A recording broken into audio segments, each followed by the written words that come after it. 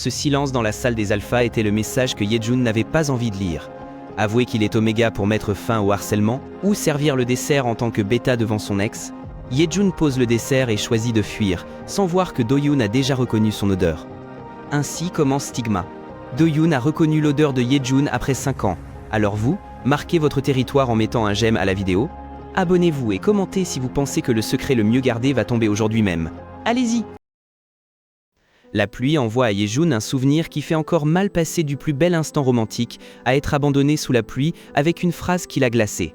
Un changement brutal de pouvoir qui l'a marqué à jamais. 5 ans plus tard, Yejun se réveille de cette même cauchemar aux côtés de son fils et se demande si son présent est une punition pour avoir été trop ambitieux dans le passé. À présent, il travaille comme gérant dans un hôtel traditionnel où Yi-Yoon, son ami d'enfance et héritier de l'entreprise, apparaît pour l'avertir qu'il y a quelque chose de suspect dans la programmation de la journée. Tout indique qu'il va bientôt connaître la nuit. Yi-Yoon devient tendu parce que la réservation des 6 est pleine d'alphas et ne veut pas exposer Yejun. Les alphas ne veulent pas que Yejun s'expose. C'est le copain surprotecteur typique qui sait qu'une mauvaise chose pourrait arriver, mais Yejun s'en moque pour lui, être un oméga hyper réservé est son meilleur bouclier, car il agit essentiellement comme un bêta aux yeux des autres. Malgré les avertissements concernant les accidents possibles avec les phéromones, Yejun décide poursuivre son service. Il sait qu'au niveau d'un tel hôtel, la discrétion est tout, et il compte sur sa nature presque imperceptible pour rester à l'écart de tout drame. L'instant de vérité arrive, et Yejun pénètre dans la salle privée pour servir le dessert à un groupe d'hommes qui dégagent une aura de pouvoir. Il garde son masque professionnel à son maximum, répétant son discours de politesse sans se douter qu'il est à un pas de heurter de plein fouet son passé. Un alpha roux commence par des commentaires déplacés sur son anglais et tente de le sonder en disant que son visage est un gâchis dans cet hôtel. Yejun fait de son mieux pour garder son calme, mais l'homme ne cesse de s'immiscer dans son espace personnel avec une aura plutôt lourde. La tension est rompue quand une voix profonde s'arrête brusquement le harcèlement du roux et Yejun entre en court-circuit. Il reconnaît cette voix instantanément, c'est Choi Do-yoon, l'homme qui lui a ruiné la vie il y a 5 ans et qui est maintenant assis en face de lui. Tandis que les alphas discutent sur ce qui est drôle et ce qui ne l'est pas, Yejun ne peut penser qu'à ce que son passé soit revenu en Corée et pris pour qu'il ne l'ait pas reconnu. Il fait une rapide révérence et s'enfuit en courant de la salle avant que la panique ne l'étouffe complètement, sous le regard fixe de Do-yoon. La désespération de cacher son fils avant que son ex ne le découvre le fait courir aveuglément dans les couloirs de l'hôtel. Tellement hors de lui qu'il finit par heurter violemment la poitrine de Yi-yoon, qui s'arrête net en le fixant d'un regard sévère pour avoir brisé la règle du lieu. Yejun est en crise totale et tout ce qu'il veut, c'est mettre en sécurité son fils, Si-yeon, avant que la situation lui échappe. Yi-yoon l'intercepte et tente de calmer son agitation, confirmant que le petit est bien et en sécurité dans la chambre de repos.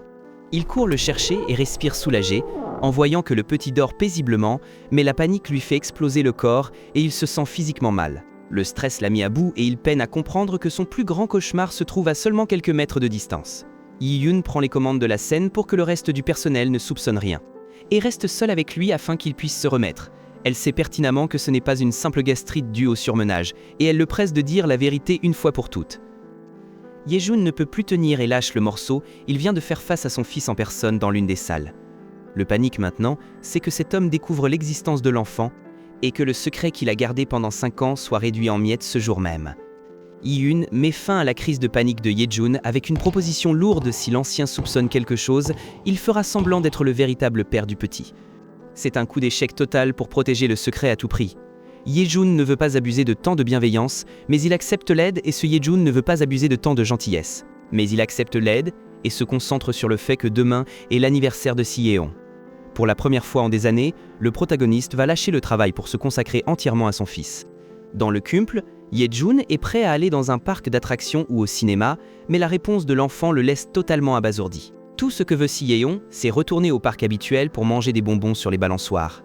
Yejun ne peut croire à la simplicité de la demande. Et ils finissent par flâner tranquillement dans le quartier en partageant des douceurs. C'est un moment de paix dont le protagoniste avait besoin pour recharger ses batteries avant que le passé ne le rattrape complètement.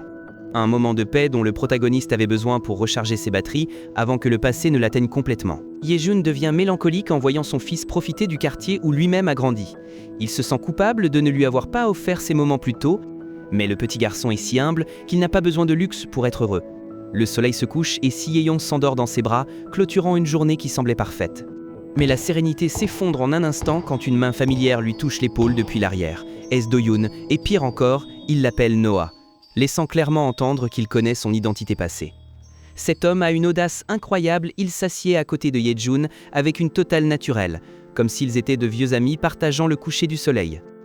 Do-yoon lui rappelle une promesse qu'ils avaient faite il y a des années, visiter cet endroit ensemble s'ils revenaient un jour en Corée.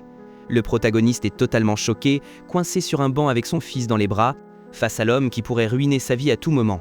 Do-yoon eut l'idée de retourner au parc comme autrefois, mais Yejun ne peut penser qu'à savoir si c'est une coïncidence ou si l'homme l'a suivi. À peine une semaine en Corée, la présence de l'alpha se fait déjà sentir comme une chasse silencieuse que le blond ne s'est pas arrêté.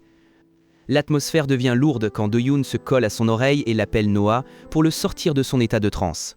Yejun est tellement paralysé qu'il n'entend même pas, laissant clairement voir que la peur l'emporte sur son professionnalisme. La situation devient tendue quand l'alpha remarque le jeune garçon et demande où est la mère, confirmant qu'il pense toujours que Yejun est un bêta ordinaire. C'est un avantage tactique que le blond décide d'utiliser à son avantage pour cacher la vérité, bien qu'intérieurement il soit en train de s'effondrer. Mais la véritable bombe arrive à la fin. Do-yoon avoue qu'il cherche l'Oméga qui s'est introduit chez lui pendant un cycle. Il décrirait en détail la nuit qu'ils ont passée ensemble et comment cet homme avait même lavé les draps avant de fuir, laissant Yejun choqué en réalisant que son passé venait de le retrouver. Do-yoon admet qu'il n'a pas pu retrouver l'Oméga de cette nuit parce que l'homme était rusé et s'était couvert le visage, mais cela ne l'arrête pas. Ce qui glace vraiment Yejun, c'est la nouvelle obsession de l'alpha. Il est convaincu d'avoir mis l'Oméga enceinte. Et il pense réclamer l'enfant, car selon lui, il lui appartient. La situation devient sinistre quand Do-yoon remarque que ce fils aurait à peu près le même âge que Si-yeon, se moquant du fait qu'un bêta comme Yejun ne comprendrait jamais cet instinct. Pour marquer son territoire, il libère ses phéromones de dominant alpha. La pression est si écrasante que Yejun commence à étouffer et à perdre le contrôle. Entre nausée et panique, Yejun doit écouter comment l'homme lui murmure à l'oreille qu'il se souvient encore de son odeur, le laissant au bord d'un effondrement total. Si tu pensais que Yejun pouvait s'échapper, tout s'embrouille ici car Do-yoon utilise ses phéromones comme une arme pour le briser. En touchant son cou, l'homme découvre sa marque et comprend enfin le secret. Yejun est un Oméga hyper récessif, c'est pourquoi son odeur était imperceptible. Désespéré, Yejun serre son fils dans ses bras et ment directement à son visage en disant que ce petit n'est pas le sien, mais Do-yoon seul lui inspire une grâce qui tente de faire le rebelle. Il lui fait clairement comprendre que résister est inutile, car il a toujours eu le contrôle, lui rappelant qu'avant, il faisait toujours ce qu'il voulait. Et maintenant, tu n'as ni voix ni droit de vote. La pression est si écrasante que Yejun fait un effondrement total et a l'impression de s'étouffer dans l'obscurité. Il est tellement étouffé qu'il ne peut même plus respirer. Et tout ce qu'il veut, c'est se rendre une fois pour toutes, parce qu'il n'a plus de force pour continuer à combattre. L'horreur prend fin de la pire des manières. Yejun voit Do-yoon emmener son fils alors qu'il reste sans voix, totalement impuissant. Heureusement, il se réveille de ce cauchemar. Mais la réalité n'est guère meilleure car il se trouve dans un lit inconnu, le cœur à mille. Malheureusement pour lui, Do-yoon est là, juste à côté, en train de l'attendre. Et il a déjà commencé à relier les pièces concernant l'existence d'un enfant. Yejun panique complètement et dans un moment d'inattention fatale, lâche le nom de Si-yeon, confirmant toutes ses suspicions à son ex. Do-yoon ne perd pas de temps et passe en mode manipulateur. Il lui dit qu'il devra répondre à toutes ses questions s'il veut revoir le garçon. Yejun vient de tomber dans un piège dont il ne sortira pas avec une simple excuse. Do-yoon cesse de jouer et lui confirme qu'il sait déjà qu'il est l'Oméga de cette nuit. Ce n'est pas une supposition, c'est un fait, et il le dit avec une assurance qui te glace le sang. Yejun tente une dernière manœuvre désespérée et ment en disant que le père de Si-yeon est un autre alpha, mais Do-yoon se contente de rire moqueusement. Il était clair qu'il n'avait pas peur des menaces juridiques car il savait pertinemment que le passé de tous les deux était rempli de secrets. Le sol semble s'effondrer sous Yejun quand Do-yoon prononce le nom d'I-yoon, démontrant qu'il a déjà tout investigué de sa vie actuelle. Il n'a plus où se cacher, l'alpha est venu avec sa mission accomplie et il l'a complètement encerclé. Pour sceller le piège, Do-yoon libère ses phéromones afin de vérifier si le corps de Yejun est aussi immunisé qu'il le prétend. Un test biologique à l'épreuve du feu s'ils sont destinés, Yejun ne pourra pas cacher sa réaction, et par la façon dont il tremble, on dirait que la vérité va bientôt émerger de la pire des manières.